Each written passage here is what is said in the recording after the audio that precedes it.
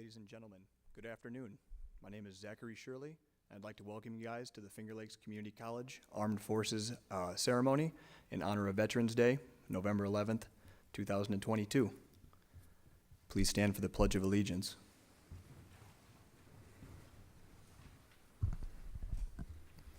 I pledge allegiance to the flag of the United States of America and to the republic for which it stands, one nation, under God, indivisible, with liberty and justice for all. It is now my pleasure to introduce Ines Draskovic. She is the FLCC Professor of Music, along with the college's singers. They're going to perform the national anthem. Please remain standing.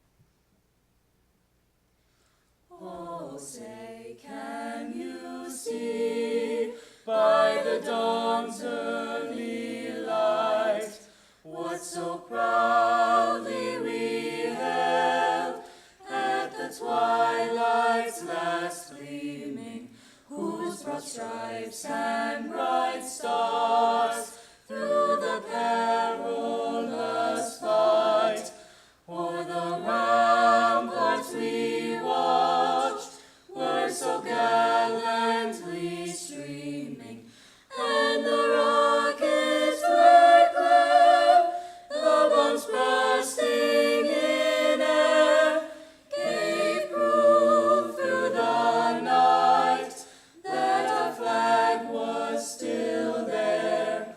Oh, say, does that star-spangled banner yet wave o'er the land of the free and the home of the brave?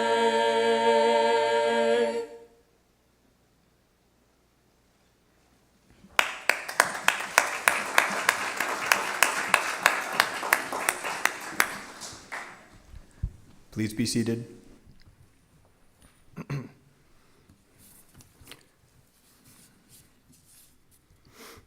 Ladies and gentlemen, those of you joining us online on FLTV, I would like to welcome you to our ceremony once again. I'm the president of the Student Veterans Organization here at the Finger Lakes Community College. This is my third semester in this position. I would like to begin with the history of Veterans Day itself. I'm currently studying history here at FLCC, and I feel that understanding our nation's history is a cornerstone of citizenship and upholding the honor of those who bravely tread before us. After deliberation between Allied and German delegates, an armistice was agreed to, and the fighting would cease at 11 a.m., November 11th, 1918. This, of course, was the First World War, and after 4 years of the bloodiest fighting the world had ever seen, the end was finally in sight. However, between midnight and 11 o'clock that morning, there would be another 11,000 Allied casualties of war. This is more casualties than the Allied invasion force would suffer on D-Day, just 26 years later. In 1921, the remains of an unidentified soldier killed in the First World War was interred at Arlington National Cemetery. This would later become known as the Tomb of the Unknown Soldier. In 1926, this day would be renamed Armistice Day in remembrance of the so-called Great War. The period of peace that would follow the First World War is short-lived. In 1941, the United States declared war on the Empire of Japan and Nazi Germany. This conflict would cost the lives of nearly 407,000 Americans by its conclusion in 1945. After the war, a Navy veteran named Raymond Weeks would petition General Eisenhower to request that Armistice Day become a federal holiday.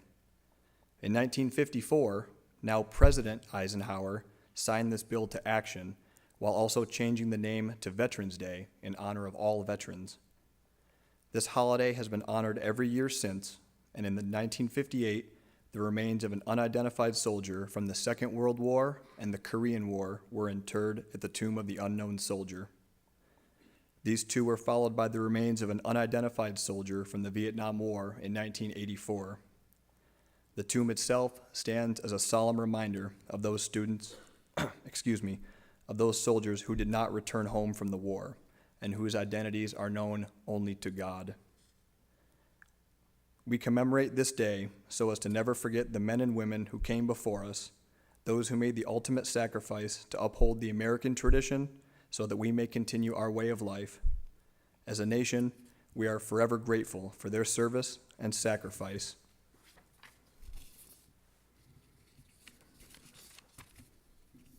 We are humbled by their heroism, and we strive to honor their memory. Today, at FLCC, the Student Veterans Organization is committed to supporting our veteran students, their dependents, and their families however we can. We work to coordinate their entitled benefits, assist them with a transition to college life, and provide a collaborative space for them should they need it. This organization was founded in 2007 by Dr. Robert Brown, who wished to provide the veteran students the opportunity to grow together, serve the student body, and enrich their college experience. FLCC prides itself on being a military-friendly school, and we have received this designation from the Victory Index since 2014. We are also proud to announce that FLCC has earned the Gold Status designation for its first time starting this academic school year. At this time, I would like to welcome Dr. Robert Nye, the president of the Finger Lakes Community College. Dr. Nye served in the United States Army for 30 years, starting with a commission as a second lieutenant in the infantry. His operational assignments included deployments into the Republic of Kosovo, Afghanistan, and Iraq. From July 2010 to September 2011, Dr. Nye served as Chief Strategist for the Deputy Commanding General of U.S. Forces in Iraq, coordinating actions with senior leaders in the Office of the Secretary of Defense, the Joint Staff, U.S. Central Command, NATO headquarters, and the U.S. embassies in Iraq, Turkey, Jordan, and other nations. Dr. Nye.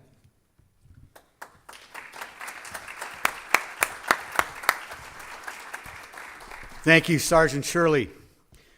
Good afternoon to the faculty, staff, students, and citizens, and most importantly today, to our veterans who are here today. Welcome to FLCC. And before I start, I'd like to personally recognize our student veterans led by Sergeant Zach Shirley, as well as our faculty and staff that have done such tremendous work behind the scenes to make this activity happen today.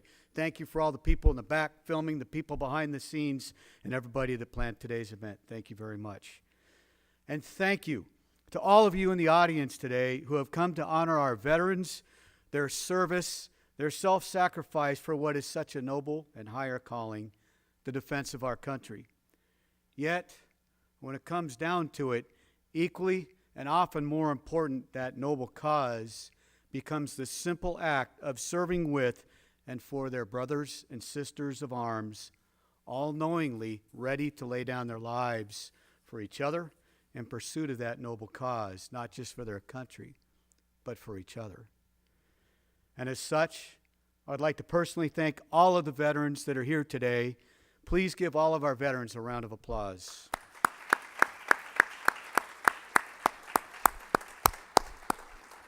Today, we're honored to have such an outstanding speaker to help us recognize this day and recognize the accomplishments, the valor, and the sacrifices of our veterans throughout time.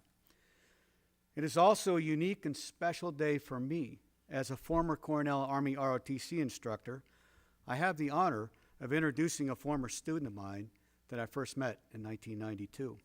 And that student is our guest speaker today, Michael Orlando. And I have to tell you, from the first time that I observed Mike, he truly stood out as a leader. The attributes that I first noticed were Mike's calm, reflective, and thoughtful approach to learning and practicing leadership. And the second thing that stood out was Mike's exceptional ability to focus on the mission, something that I am sure has been the reason for his continued success, first as an artillery officer in the 101st Airborne Division, and then in the 75th Ranger Regiment, and then as an intelligence officer in the Army Reserves. And after a short stint in the Central Intelligence Agency, Mike joined the FBI in 2003.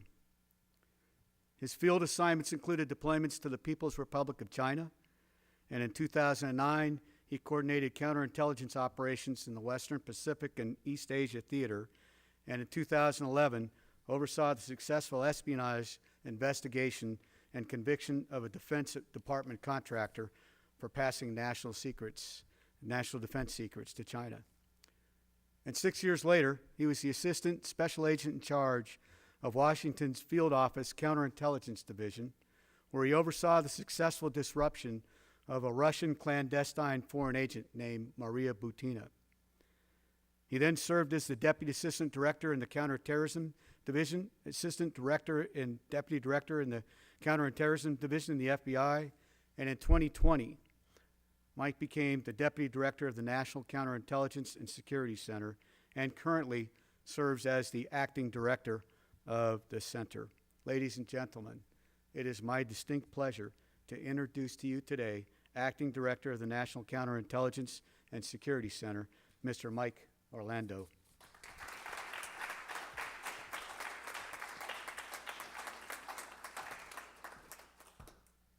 Good afternoon, everyone. Thank you for the warm welcome, Dr. Nye. I can assure you my ROTC evaluations were not that warm or complimentary, but we'll get to that in a minute. First, I'd like to thank Finger Lakes Community College for inviting me here today and also recognizing them for being recognized since 2014 as a military-friendly college. And for the reason we're here today is for the vets. I want to thank you for your service and sacrifice. And so I know you know Dr. Nye. I know him as Rob, so I'm just going to call him Rob. When he reached out to me and asked for me to come up here, of course I was going to make the trip up here. And when I told my work colleagues that I was coming up here, usually they make sure when I go out, it's there's a return on investment, and without blinking an eye, like you have to go up there. It's for the vets. And then the other day when I was briefing the Director of National Intelligence on my day and what I was doing this weekend, she's pretty excited that I was coming up here. It was probably the most pleased she's been with me in 2 years. And so, so I say all this to you that I want to make sure you know that people really care about you and value you and what you have done for the country, and don't ever forget that. For the family and the people who support the military, I can't thank you enough. It really matters to the vets, all the support that they get. So Rob mentioned some of my background. So I didn't go to Cornell. I actually went to SUNY Cortland. And if I could make it to the head of counterintelligence as the U.S. government from SUNY Cortland, you guys and gals are going to go pretty far. So now, I was also in the Army, but as Rob said, my background mostly been with the FBI for the last 20 years. And although I've worked a lot with the military in the last 20 years, most of my experience with vets have been working with them in the intelligence community and the FBI. And so a lot of my experiences, what the vets do once they leave the service. And so I'm going to talk to you a little bit about that today. So you're probably wondering what my experience was with Rob. For the faculty here, yes, he was just as intense as he probably is today. I thought I had to go back in the memory banks. So it was 1992, and I remember a lot of engagements with him, one-on-one time. And at first I was like, boy, I must have been in a lot of trouble. But I was like, no, I've never actually been in trouble. And then I was wondering, well, maybe I wasn't a good student. But that wasn't it either, because I remember reading my recommendations. Now, I wasn't the best student, but I wasn't the worst student. I was probably mediocre. But there's something to be said about that, because you have your whole life to continue to grow, and I'm here today.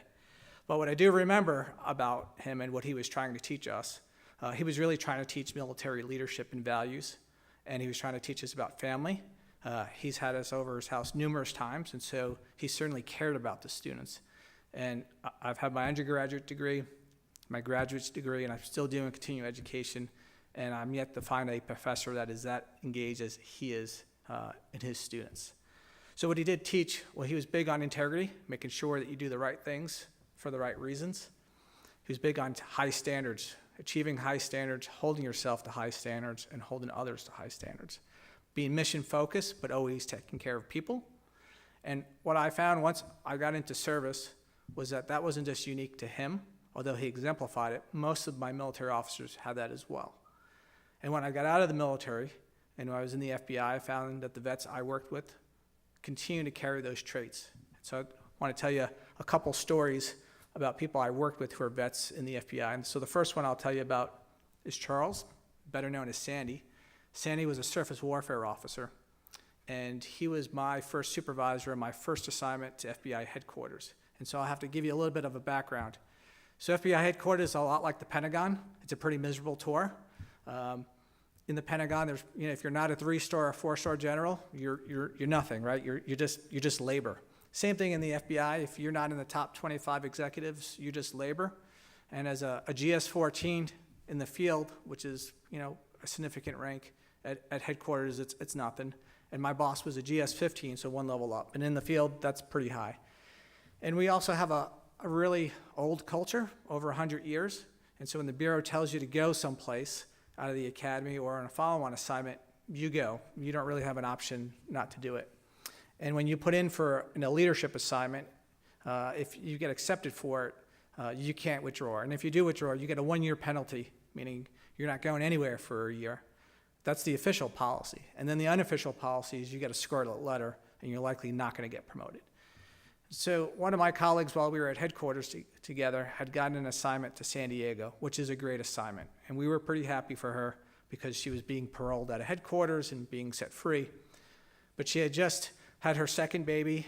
The youngest one was 2, and she had a 2-month-old. And back in the day, she wasn't taking maternity leave for 90 days. She took maternity leave for 2 weeks, had a working husband. And she came into Sandy and said, I can't go to San Diego. It's just not the right timing.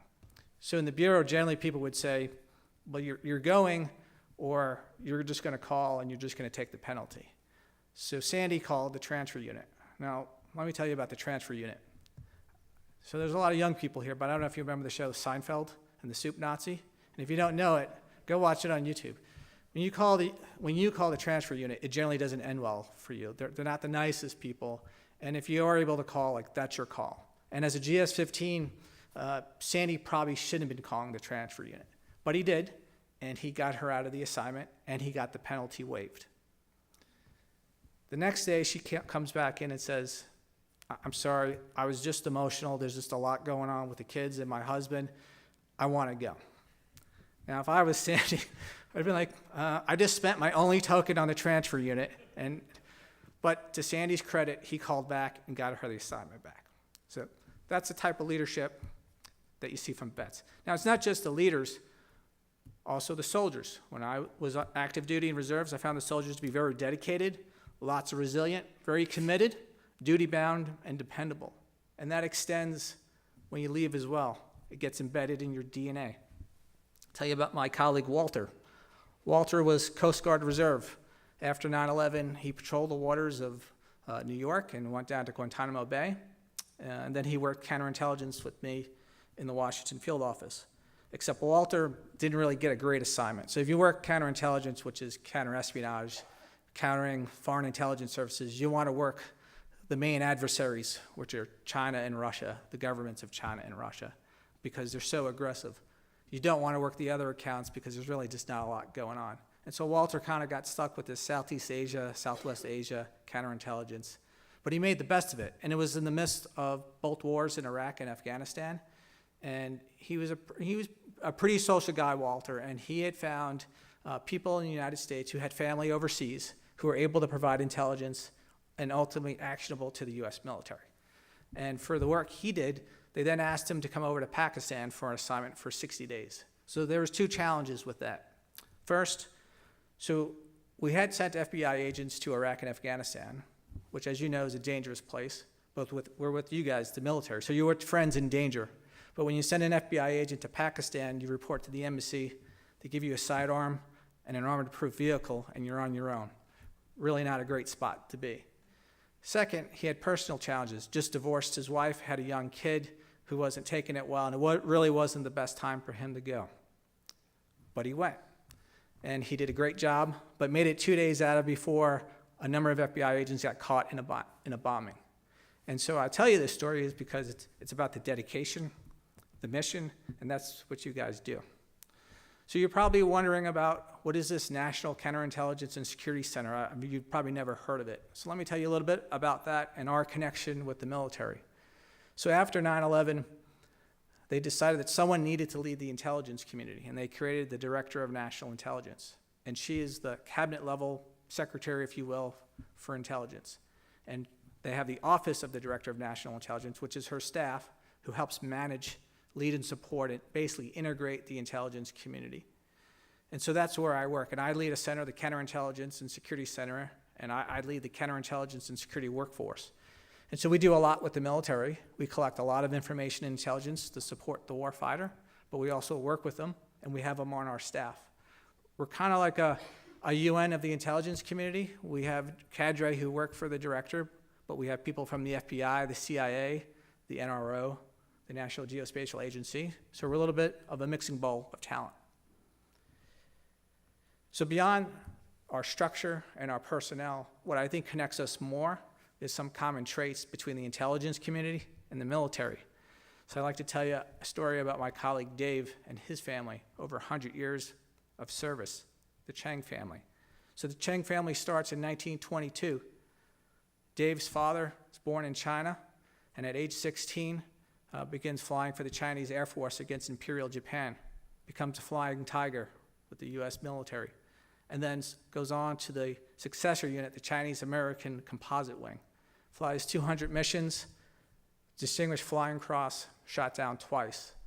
First time he's shot down, he's wounded, and he can't climb out of the airplane. And so he does this maneuver that he just read about a week prior, where you pick up speed and gain altitude, take your harness off, and essentially catapult yourself out of the aircraft. Luckily, he lands in friendly territory. The second time he was shot down, he lands in Burma, but had to hike out for 60 days to get back to the base, and he contracted malaria, and he would get the shakes in the afternoon and the evenings, so they'd only let him fly in the morning. And if you think that was enough, after the war, he went on to fly for the Civil Air Transport, which is the predecessor to Air America, which was a CIA organization. He was flying logistics to the Republic of China during their civil war against communist China. He flew 40 missions landing into hot landing zones, until one day he came home, grabbed Abe and his wife and said, "We have to leave now." So based on our research, we believe the CIA got him out 2 days before China fell to the communists in 1949. They then helped him get to Ellis Island, where he legally got his residency, and then found his way. His son Dave becomes an FBI agent for 30 years and is a legend in his own right. Over his 30 years, worked a number of undercover operations that we'll never be able to talk about. And now Dave's son is an FBI agent. So 3 generations. So I tell you this story, it tells you about the determination, service, and sacrifice of those who serve in the military, and to know military families like the Chen are some of the most service-oriented people you'll meet, and so you deserve a lot of credit. So now that I've told you all those stories, got a little bit of a recruitment pitch for you. So those of you who have done with your service or thinking about what to do, I encourage you to think about the intelligence community. You'll find no other career besides the military that gives you a greater sense of purpose. I talk to a lot of my colleagues who have retired, and they're making a lot of money, but they all tell me the same things. No matter how noble the organization you're working for or the academic institute, it all comes down to revenue at the end of the day. It is about the dollar. And that's not the case in the military or the intelligence community. And we seek people like you. About 31% of the federal working force are veterans. About 16% of the FBI are veterans. And not all of it is James Bond spy work. Let me tell you about the National Geospatial Agency. After Hurricane, Ian in Florida, they sent a team down there. They looked at satellite imagery using their legal authority to find people who needed to be rescued. And very quickly, they produced maps and gave them to the rescuers. So that's the type of work that you can be involved in. Over 18 agencies, 16 military departments are all part of the intelligence community: the Defense Intelligence Agency, the National Reconnaissance Office, CIA, FBI, DEA, And to your surprise, there are a number of other organizations that you didn't think had an intelligence mission, from the Department of State, Department of Treasury, and the Department of Homeland Security. So a lot of options for you. So with that, I'd like to thank you for inviting me here today. It's been a real privilege to be here. And I want to thank all the veterans. Since 1775, there have been 41 million veterans, and there are 1 million people currently serving today. You deserve our gratitude and respect. Thank you. Thank you for having me here today.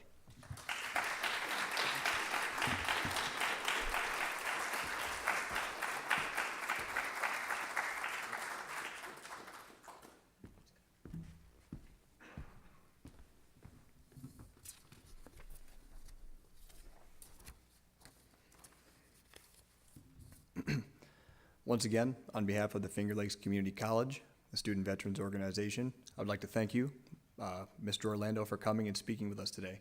That was very insightful and very memorable, good experience. We appreciate that very much. Now I would like to give a small announcement on behalf of the Student Veterans Organization. For anyone who does not know, it has become a recent tradition of the Student Veterans Organization to host an Armed Forces formal dinner and dance. It's usually to be held on Veterans Day every year until the COVID pandemic. It's been absent for 3 years, and I'm proud to announce that this year, tonight, it's back, it's on, we're going through with it, finally, and unfortunately, we've sold every ticket. So maybe that's a good thing, but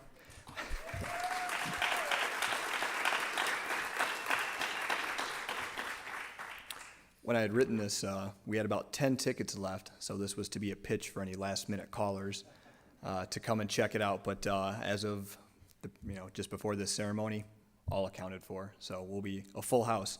However, I'd like to say in subsequent years, we'd like to carry on this tradition, and we would like to invite any veterans, community members, students to attend next year, and hopefully every single year after that. Besides that, after this dinner, after this week, we're also beginning a raffle at the Finger Lakes Community College. We're starting a brand new fund to benefit veteran students in need of financial aid to ensure that they have the maximum opportunity to learn, continue their education, and be present here with us at the college and achieve their next goal. We're still working on the marketing and prices for this raffle, but it's a fundraiser for a great cause. If anybody would like to come back, purchase tickets to support that raffle, I'm just putting that out there.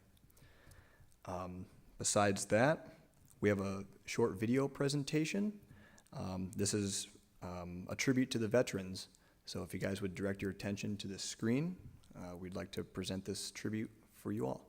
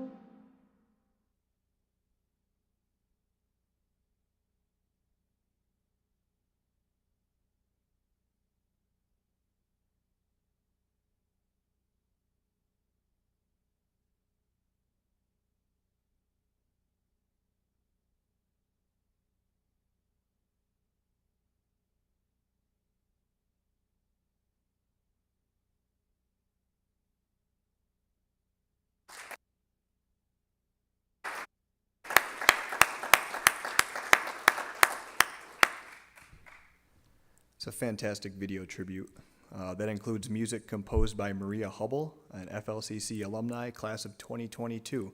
So we get to see an example of what students and graduates of this college are capable of. Now at this time, I would like any veterans and those currently serving in the audience to please stand and be recognized for your service, your sacrifice, and everything you've given to us. Please stand.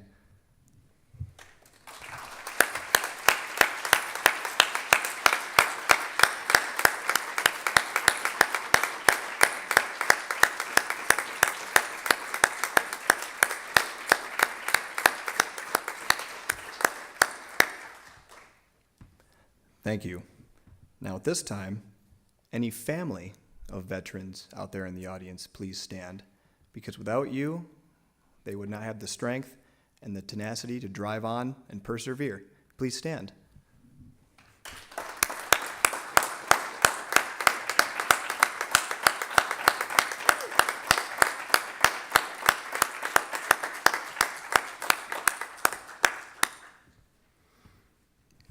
Fantastic.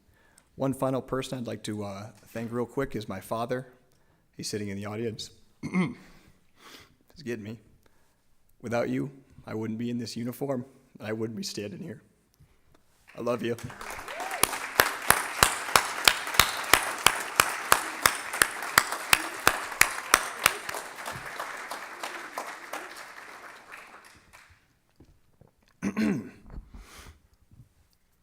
Something in there. I don't know what it is.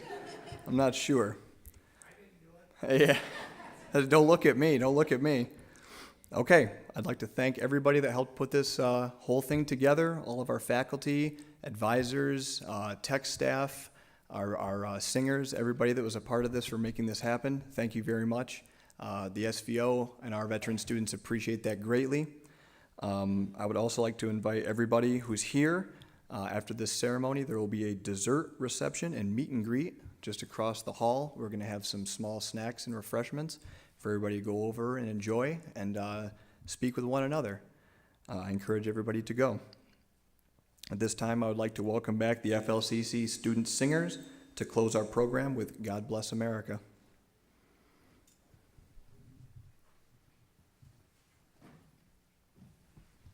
All rise.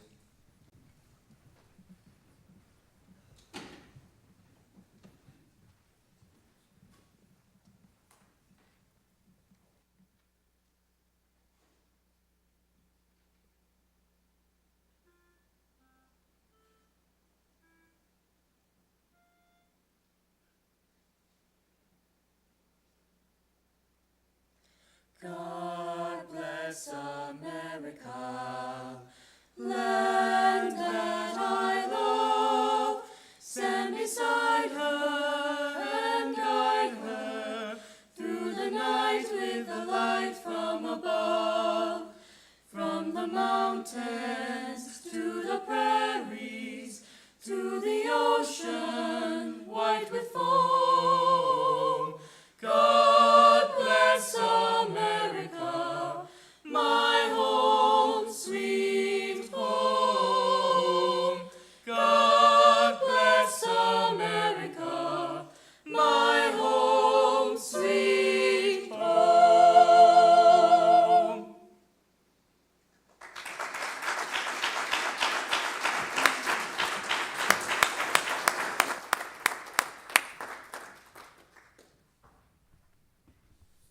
Ladies and gentlemen, this concludes today's ceremony. I hope to see you all next door for desserts and a meet and greet. Thank you.